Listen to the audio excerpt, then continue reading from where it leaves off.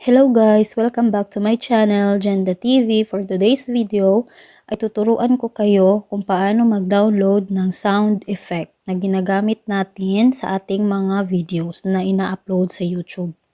First, pupunta tayo sa Google. Isa-search natin yung YouTube to MP3 converter. Pero meron na ako guys, ito. Kiklik ko na lang siya. At dito, tayo papasok sa YouTube to MP3 converter. Yan. Nakikita natin yung box na yan.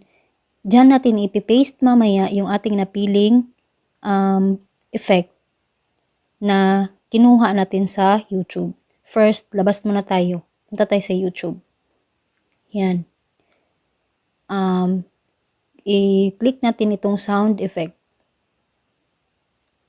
Yan, maghanap tayo dito. Ito. Try natin ito. Dapat guys, ang piliin natin ay mga seconds lang. Ito siya. I-click natin ang share. Tapos copy link. Yan, copied na siya.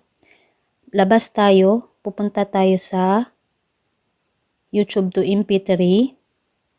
YouTube to MP3 converter. Click. At dito na natin siya i-paste. Yan. At MP3 siya guys. MP3 yung i-click natin sa baba. Tapos, click convert. Tapos, click download. Download. Yan guys. Na-download na siya. Tapos, ganun lang siya kasimple guys. Nagsisave na yun. Nakasave na yun siya guys sa ating files. Hanapin na lang natin siya. Nandito na siya sa ating files. Nakapasok na siya sa ating files. Ito yung aking mga sound effect na aking napili sa YouTube na aking dinownload. Dito mo siya makikita.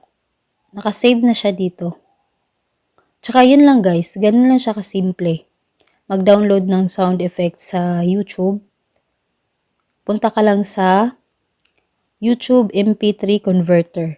Tsaka yun lang guys. Maraming salamat sa panunood ng aking video. Sana may natutunan kayo. Sa mga hindi pa nakasubscribe sa aking channel, please subscribe. Click the notification bell para ma-notify kayo sa aking mga i-upload na mga video. Maraming salamat. Bye-bye.